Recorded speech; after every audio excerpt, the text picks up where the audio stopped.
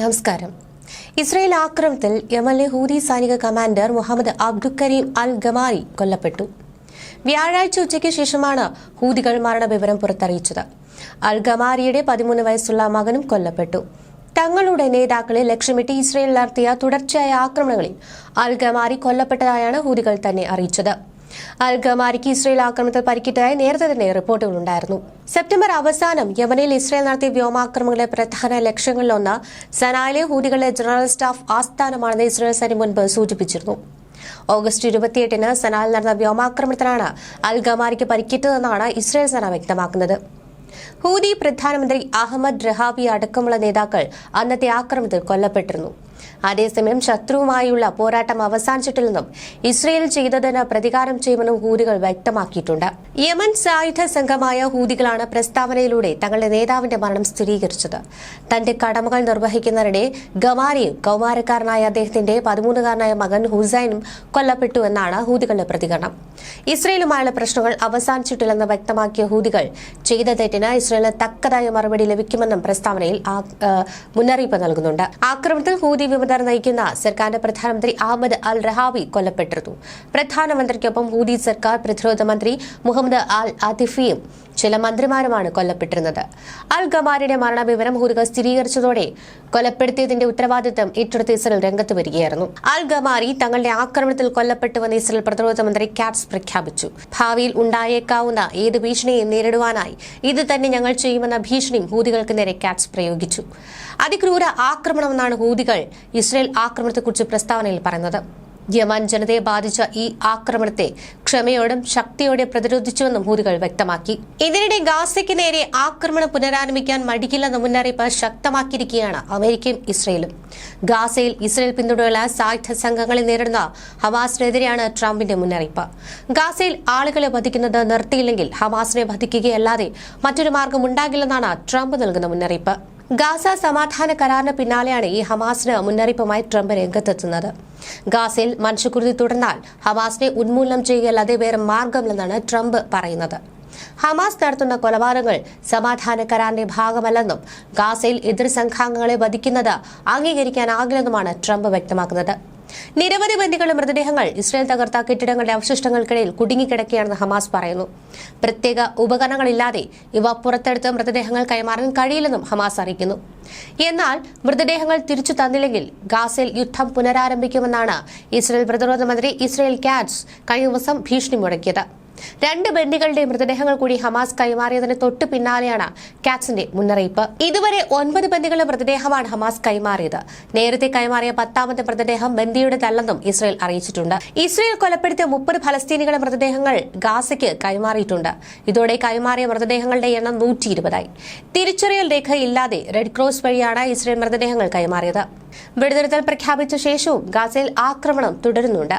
വ്യാഴാഴ്ച കൊല്ലപ്പെട്ട 3 പേരുടേതും ബുധനാഴ്ച കൊല്ലപ്പെട്ട 4 പേരുടേതും അടക്കം ഒരാഴ്ചക്കിടെ 24 മൃതദേഹങ്ങൾ കഴിഞ്ഞ ദിവസങ്ങളിൽ വിവിധ ആശുപത്രികളിൽ എത്തിയതായി ആരോഗ്യവകുപ്പ് അറിയിച്ചു. 24 പലസ്തീനികളെ ഇസ്രായേൽ വധിച്ചതായാണ് ഹമാസും സ്ഥിരീകരിച്ചത്. ഇക്കാര്യം വെടിനിർത്തൽ മധ്യസ്ഥതയ്ക്ക് ശ്രമിച്ച രാജ്യങ്ങളെ ശ്രദ്ധയിൽപ്പെടുത്തുമെന്നും ഹമാസ് പ്രസ്താവനയിൽ വ്യക്തമാക്കി. വെടിനിർത്തൽ കരാർ പ്രകാരം ഇസ്രായേൽ 360 ഫലസ്തീനികളുടെ മൃതദേഹങ്ങൾ തിരികെ നൽകാൻ ബാധ്യസ്ഥരാണ്. എന്നാൽ ഇതുവരെ കൈമാറിയതാകട്ടെ 120 പേരുടെ മൃതദേഹങ്ങൾ മാത്രം. ഇതിൽ പലതും ക്രൂരതയുടെ സാക്ഷ്യപത്രമെന്നാണ് ഇവ പരിശോധിച്ച് ഗാസയിലെ ഡോക്ടർമാർ റിപ്പോർട്ട് ചെയ്യുന്നത്. മൃതദേഹങ്ങളിൽ പീഡനത്തിന്റെയും കൊലപ്പെടുത്തത്തിന്റെയും ലക്ഷണങ്ങളുണ്ടായിരുന്നു. മിക്കവരുടെയും കണ്ണുകൾ മൂടിക്കെട്ടി, കൈകൾ ബന്ധിച്ച് നെറ്റിയിൽ വെടിയേറ്റിരുന്നു. ഇതാണ് ഖാൻ യൂനിസിലെ നസർ ഹോസ്പിറ്റലിലെ ഡോക്ടർ അഹമ്മദ് അൽഫറ വെളിപ്പെടുത്തിയത്.